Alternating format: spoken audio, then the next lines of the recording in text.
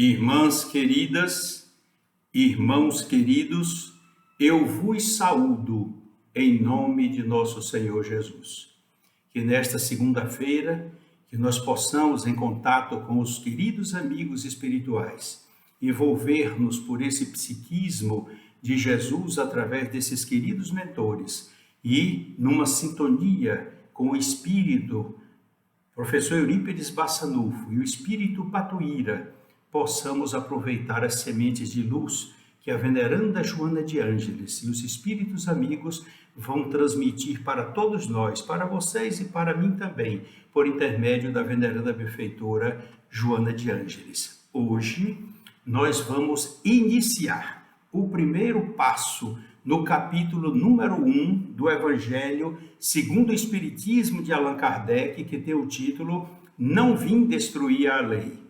E Joana de Ângeles, no seu livro Jesus e o Evangelho, à luz da psicologia profunda, na página 115, o primeiro capítulo, ela vai dar o título de Soberanas Leis. Ela sugere dois itens, o número 1 e o número 3. Como este trabalho é o recomeço novamente do Evangelho, nós não vamos ficar somente limitados aos dois itens que ela indica. Nós vamos trabalhar com o capítulo todo, oferecendo uma visão diferente daquelas que vocês viram, que nos acompanharam durante todo o período que começamos do número 1. Portanto, vamos iniciar. Não vim destruir a lei. Soberanas leis. Capítulo número 1 do Evangelho segundo o Espiritismo e o capítulo número 1 do livro Jesus, o Evangelho, à luz da psicologia profunda, da benfeitora Joana de Ângeles. Então, Evangelho segundo o Espiritismo, capítulo 1. Não vim destruir a lei. O item 1. Não penseis que eu tenha vindo destruir a lei ou os profetas. Não os vim destruir, disse Jesus, mas cumpri-los. Porquanto, em verdade vos digo que o céu e a terra não passarão sem que tudo que se acha na lei esteja perfeitamente cumprido, enquanto reste único J ou único ponto. Isso está em Mateus, no capítulo 5, versículos 17 e 18. Vamos agora no item de número 2. Na lei mosaica, esse termo, esse verbete se refere a Moisés. Na lei mosaica, diz Allan Kardec, há duas partes distintas. A lei de Deus, promulgada no Monte Sinai, e a lei civil ou lei disciplinar, decretada por Moisés. A lei de Deus é invariável. A lei civil, decretada por Moisés, é apropriada aos costumes e ao caráter do povo e se modifica com o tempo.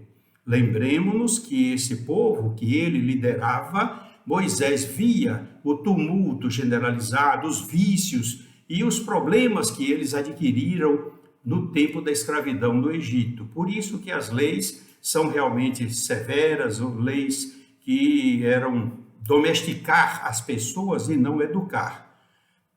Vamos agora ao item de número 3 do Evangelho segundo o Espiritismo. O Cristo. Jesus não veio destruir a lei, isto é, a lei de Deus, veio cumpri-la, isto é, desenvolvê-la, dar-lhe o verdadeiro sentido e adaptá-la ao grau de adiantamento dos homens. Por isso é que nos depara nessa lei o princípio dos deveres para com Deus e para com o próximo, base da doutrina de Jesus. Escreveu o nosso irmão Allan Kardec no item de número 3. Vamos agora ao livro Jesus, o Evangelho, à luz da psicologia profunda, capítulo número 1. Vamos fazendo as interligações e vamos abordar o capítulo todo, como nós já falamos. Moisés, segundo a veneranda benfeitora Joana de Ângeles, elaborou o decálogo, os 10 mandamentos, que vocês já sabem, não precisa nós estarmos repetindo. Moisés elaborou o decálogo conduzido pelo psiquismo divino, tornando-o indestrutível, paradigma para todas as demais leis, por conter em sua essência o fundamento do respeito a Deus, à vida, aos seres em geral e a si mesmo em particular. Então vocês vejam que lei maravilhosa é essa do Decálogo. Maravilhosa. O pensamento da veneranda benfeitora Joana de Ângeles, iluminado pela interpretação segura do que é essa lei. Mas isso nos lembra, uma vez em sala de aula na UESC, quando um dos alunos, observando a questão da formulação das leis, ele levantou a mão e disse: professor, quero fazer uma pergunta. Olha, se a lei de Deus diz não mateis, não roubeis e não dá pena, então a lei de Deus não é perfeita. O senhor concorda? Olha, eu me lembrei daquele doutor da lei que perguntou a Jesus qual era o mandamento maior, forçando Jesus a identificar, analisar, dar nota, identificando o maior, em 10 mandamentos, todos perfeitos da lei de Deus. Então, isso aí não foi uma cama de gato. Ele era, depois eu fui verificar e comprovei, que era um rapaz evangélico, mas ele tinha ânsia, porque ele aprendeu no Código Penal Brasileiro, no artigo número 1, está escrito lá: não existe crime sem lei anterior que o defina.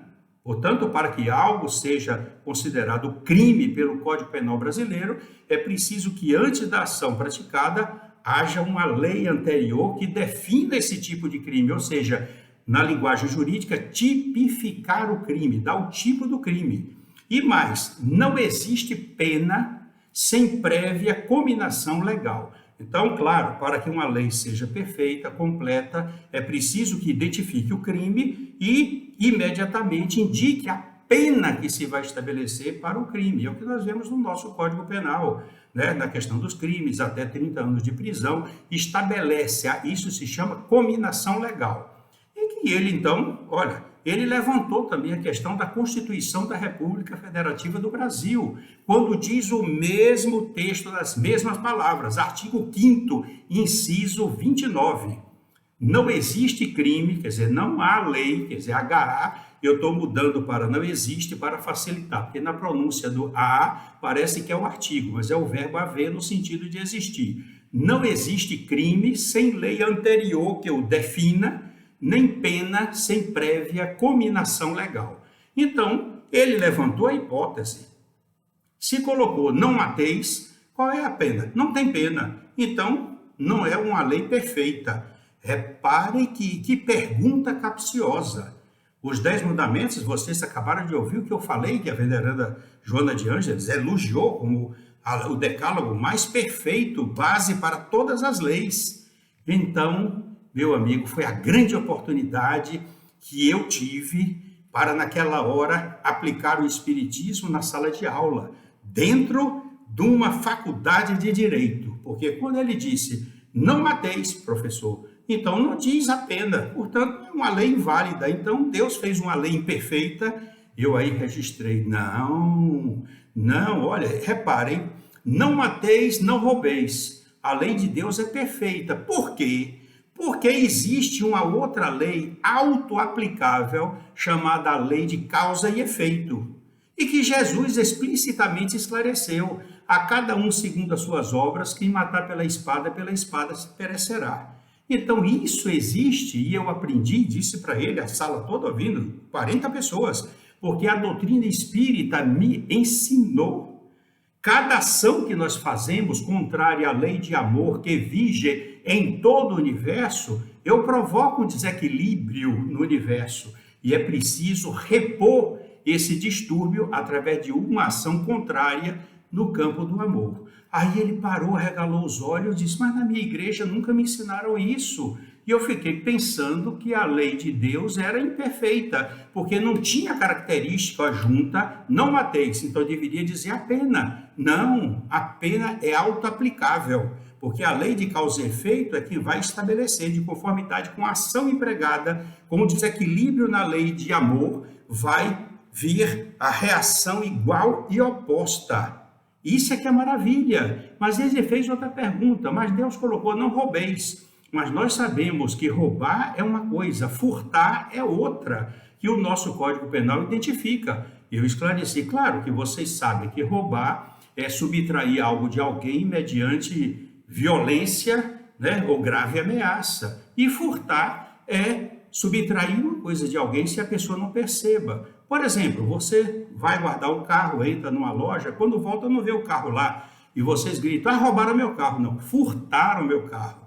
Roubar é mediante violência ou ameaça. E no caso que sumiu, não está lá, foi um furto. Por isso que existe a delegacia de furtos e roubos. Aí ele disse, e aí, professor? E aí é que no tempo de Jesus a palavra roubar abrangia as duas coisas. Hoje no mundo não, depois o direito foi especificando e voltou as coisas. Mas no tempo de Moisés, Deus estava certíssimos, porque roubar e furtar são as mesmas coisas, mas os homens que colocaram as características como a ação se realiza. Roubar com grave ameaça ou violência e furto sem nada, subtrair a coisa sem que o dono não perceba.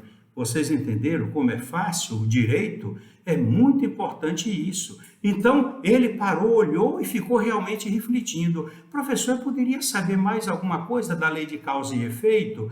Eu expliquei para ele, levei o livro O Consolador e mostrei na pergunta 135, quando Emmanuel, que é o autor desse livro, psicografado por Francisco Cândido Xavier, ele diz assim, todavia, confiando mais em si mesmo do que em Deus, o homem transforma a sua fragilidade em foco de ações contrárias à lei de amor, efetuando desse modo uma intervenção indébita na harmonia do universo. Eis o mal. Aí na frase seguinte, Emmanuel diz, urge, quer dizer, tem urgência recompor os elos sagrado dessa harmonia sublime. Eis o resgate. É a lei de causa e efeito. Aí ele disse, professor, estou entendendo, mas eu falei com o meu pastor e ele disse que essa coisa de espiritismo era coisa do demônio. Eu disse assim, não, é uma questão de opção, porque se for um demônio, como ele está dizendo, é um demônio muito bom, muito modificado pelo amor de Deus, porque está ensinando a fazer o bem. Aí ele ficou rindo. E aqui eu trago para vocês outra coisa da professora Amélia Rodrigues, no livro Primícias do Reino, na página 49. Quando ela diz aqui, a lágrima é presença de Deus. Quando alguém chora, a lei está justiçando, fazendo a justiça, abrindo rotas de paz nas províncias do Espírito para o futuro que vai chegar. Viram que coisa linda? Mas eu quero trazer uma observação aqui que envolve a lei de causa e efeito. Joana de Ângeles, no livro Libertação pelo Amor, na página 22, ela diz o seguinte, porque o teu vínculo é com Jesus e não com as pessoas, tudo quanto te fizerem certamente não te afetará, se porfiares, porque Jesus te defende de todo mal, que não esteja estabelecido pela lei de causa e efeito, que Jesus respeitava. Ele não curou todas as pessoas, como disse a veneranda benfeitora Joana de Ângeles e a professora Amélia Rodrigues. Ela olhava, quando via a origem da dor, daquele sofrimento que via que era em consequência da lei de causa e efeito, o resgate tinha de ser feito pelo próprio doente, pelo próprio sofredor. Jesus não iria interferir, alterando as injunções de uma lei que foi elaborada por Deus. Portanto, é uma coisa que nós devemos observar sempre, e a necessidade que a veneranda benfeitora Joana de Ângeles faz de nós praticarmos sempre o amor, porque estaremos neste planeta de expiação e provas, resgatando o nosso passado e fazendo com que o nosso sofrimento vá diminuindo a cada dia, conforme a prática do amor que nós exalarmos de nosso coração, que se torne divino na ação da caridade. Isso é que é maravilhoso, a cada um segundo as suas obras. Por isso que Jesus estava certo. E eu trago mais coisas para vocês aqui do Evangelho segundo o Espiritismo, capítulo 5, item 7. O homem, pela ação de uma rigorosa justiça distributiva, sofre o que fez sofrer aos outros. Olha aí, a lei de causa e efeito, e Joana de Ângeles, no livro Vida, Desafios e Soluções, na página 83, ela diz, perfeitamente compatíveis com a lei de causa e efeito, as realizações positivas eliminam ou diminuem o peso das realizações negativas e prejudiciais. Aí vai compensando, como a veneranda benfeitora fala, a lei de compensação, a lei de causa e efeito. Por isso que nós não podemos ficar na cama gemendo, chorando, só lamentando as nossas dores. É preciso que haja uma consciência de responsabilidade. Senhor, dá-me forças para que eu possa fazer o bem, ter saúde, praticar a caridade, porque eu sei que eu vou limpar a minha ficha espiritual, eu vou resgatar o meu passado. Isso aqui é lindo, dentro das leis maravilhosas que Deus formulou. Mas vamos voltar agora a Mateus capítulo 22, versículos 34 a 40.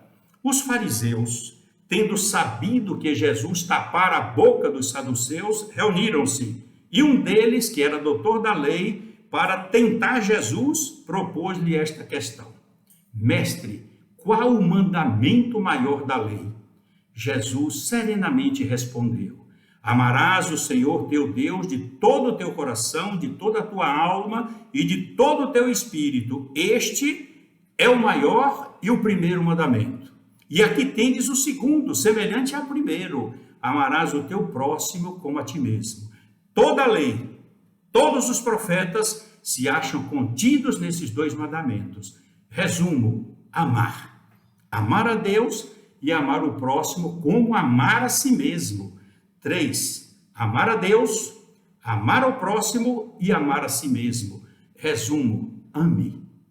Que coisa maravilhosa é os instrumentos que nós temos sob as bênçãos de Deus para encontrar a nossa felicidade, para nos fortalecer na busca de nós eliminarmos os sofrimentos que nos atingem. Mas vamos agora ao item 5 do capítulo número 1. Não vim destruir a lei, só para lembrar para vocês. Quando Allan Kardec escreve: o Espiritismo é a ciência nova, que vem revelar aos homens, por meio de provas irrecusáveis, a existência e a natureza do mundo espiritual e as suas relações com o mundo corpóreo. Ele nos mostra não mais como uma coisa sobrenatural, porém, ao contrário, como uma das forças vivas e sem cessar atuantes da natureza. Vamos agora, Joana de Ângeles, Jesus, o Evangelho à luz da Psicologia Profunda, página 15, capítulo 1. A lei natural, que vige em todo o universo, é a lei de amor, que se exterioriza de Deus mediante a sua criação. O cosmo equilibra-se em parâmetros de harmonia inalterada, porque procede de uma causa inteligente, que tudo estabeleceu em equilíbrio. Essa causa é a causa primeira de todas as coisas, que é Deus. Está na questão do Livro dos Espíritos, que é Deus. É a inteligência suprema, a causa primeira de todas as coisas. Vamos à veneranda benfeitora Joana de Ângeles, no capítulo de número 1, Jesus, o Evangelho, à luz da Psicologia Profunda, quando ela diz: com o efeito inevitável, a inspiração superior vem trabalhando em nome da lei de amor, para que o espírito modele as asas simbólicas para a ascensão, através de disciplinas morais e sociais, mediante as quais cada ser aprende a dominar os impulsos e racionalizá-los, para que no futuro consiga introjetar o sentimento profundo do amor e, mergulhado conscientemente na lei natural, consiga utilizar-se da intuição ou comunicação direta com o pensamento universal. Viram a perspectiva da veneranda benfeitora e já está dizendo para nós o que é que nos vai acontecer?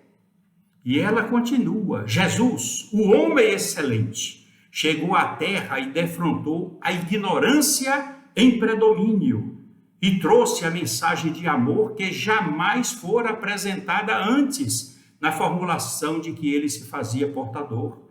Jesus era portador de uma revolução que tem por base o amor, na sua essencialidade mais excelente e sutil, e que, adotado esse amor, transforma os alicerces morais do indivíduo e de toda a sociedade. Coisa maravilhosa esse entendimento. E ela continua: as leis do tempo de Jesus eram leis injustas e condenatórias, punitivas e impiedosas, que viam o ser humano apenas como um animal passível de ser domesticado. E quando se lhe patenteava rebeldia, tornava-se merecedor do extermínio para o bem da sociedade. A morte era a pena capital. Jesus não.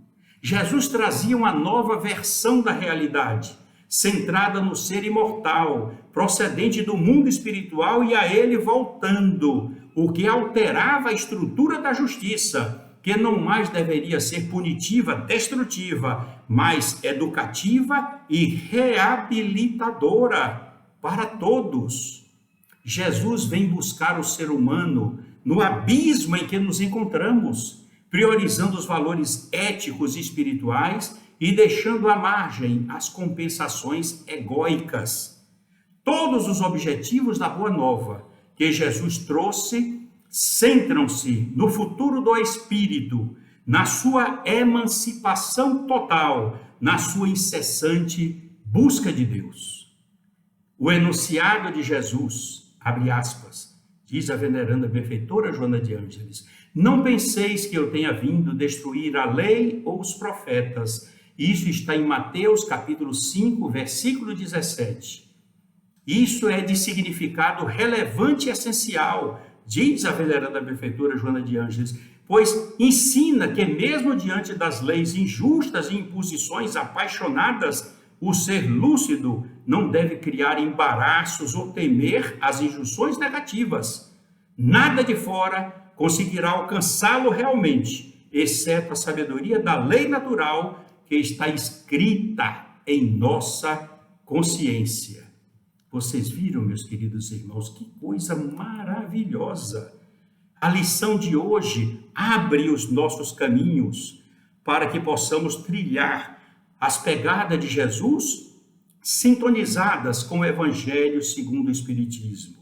Este primeiro capítulo é o símbolo, já nos mostra a perspectiva e as características da lei de Deus, os objetivos que Jesus veio trazer até nós, ao reflexo da lei de causa e efeito, o que podemos fazer no campo do bem, no campo da caridade, para nos erguermos do charco em que nos encontramos de sofrimentos e resplandecermos na aurora futura, envolvido de paz, de alegria, com a característica de consciente de que, como trabalhador de Jesus, estamos cumprindo devidamente com o nosso dever. Que Jesus nos abençoe, que pulverize os nossos caminhos de oportunidade de trabalho e de realizações, que nunca nos falte a coragem, a determinação, o valor íntegro confiado na Boa Nova de Jesus de Nazaré, para que tenhamos sempre a vontade robustecida para superar todos os obstáculos interpostos em nosso carreiro, reflexo de todas as nossas ações do passado, mas que provoquemos a nossa própria redenção através da semeadura de amor, a semeadura de paz, a semeadura de alegria, de esperança, de otimismo nos corações de todos aqueles que encontrarmos em nosso caminho evolutivo e a exemplo de Jesus, que enviou os 500 para a Galileia, que sejamos nós todos da Casa de Guará, aqueles 500 da Galileia, representados pelos encarnados e desencarnados, que saíram a cantar a Boa Nova, mostrando a esperança nascendo nos corações de todos aqueles que ouviam a mensagem de Jesus e que foram capazes de superar todos os obstáculos e resultaram até mesmo com essa fé robusta e inabalável no circo, no Coliseu em Roma e em tantos outros lugares, muitos devorados pelas feras, muitos sacrificados pelos gladiadores, muitos queimados na fogueira, como a veneranda benfeitora Joana de Ângeles, mas nunca, em momento algum, renunciaram ou retrocederam 1 milímetro sequer para desistir de Jesus, mostrando que quando se conhece Jesus através do seu evangelho, o ser nunca mais será o mesmo.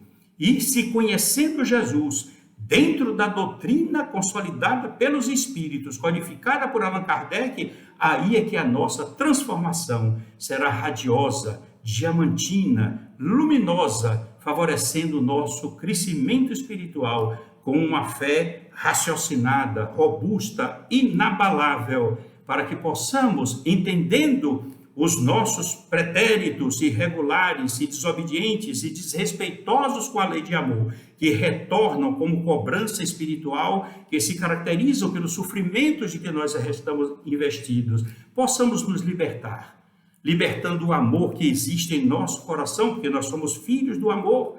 Deus é amor e Deus é nosso Pai, é o Pai nosso, o Pai de todos nós. E nós vamos então, de uma forma brilhante, cantando hosanas a Jesus, cantando hosanas a Deus, glorificando, sobretudo, a oportunidade da reencarnação que todos nós estamos tendo, uma oportunidade sublime, porque conhecendo a doutrina codificada por Allan Kardec, que é o cristianismo redivivo, nós teremos a oportunidade com mais segurança de abrirmos as portas das nossas imperfeições e abrirmos o nosso coração para que o nosso amor se resplandeça na glória sublime de seguir Jesus em todos os instantes da nossa vida. Que o nosso querido Mestre de Nazaré nos abençoe a todos, abençoe os seus lares, vocês que estão me ouvindo, abençoe a nossa Casa de Guará, abençoe o Recanto de Potira, abençoe o nosso Brasil, para que tenhamos, além de tudo isso que eu disse para vocês, tenhamos a paciência e a esperança de que tudo isso vai passar, e a paciência para obedecermos às leis e às normas vigentes com relação ao Covid-19, evitando aglomerações, mantendo a máscara em todas as condições que nós tenhamos de sair dentro de nossos lares, observando com dignidade e respeito a nossa consistência também física, para nós nos protegermos, evitando que possamos prejudicar os outros se tivermos porventura contaminados. Procurar ficar atentos à aplicação das vacinas, obedecendo às datas respectivas para que possamos favorecer a nossa imunização. E aí estaremos conscientes de que cumprimos efetivamente com o nosso dever. Neste momento, eu me coloco espiritualmente de joelhos aos teus pés, Senhor Jesus, e peço a tua bênção, inspiração para os nossos governantes, prefeitos, governadores, legisladores, nosso presidente e todos aqueles que trabalham na administração de nossa pátria. Peço também a tua bênção para o anjo Ismael, anjo tutelar, protetor em teu nome do nosso Brasil, e que de nossas casas, através do culto semanal do Evangelho do Lar, nós possamos trazer-te, Senhor Jesus, ao tugúrio de nosso coração, nas veredas sublimes da simplicidade de nossa casa, para que contigo possamos alcançar os parâmetros mais sublimes de ternura e misericórdia, envolvendo todos os nossos entes queridos com o bálsamo da tua misericórdia e a esperança do teu amor. Seja conosco, querido amigo Jesus, hoje, amanhã e para sempre. Que Deus os abençoe e nos abençoe a todos, proporcionando o início de semana de muita paz, de muita luz, de muitas oportunidades de realizações no campo do bem, da caridade e do amor do próximo. Um beijo no coração de todos vocês e meu abraço carinhoso e paternal em nome do querido Mestre de Nazaré. Fiquem com ele hoje e sempre. Que assim seja.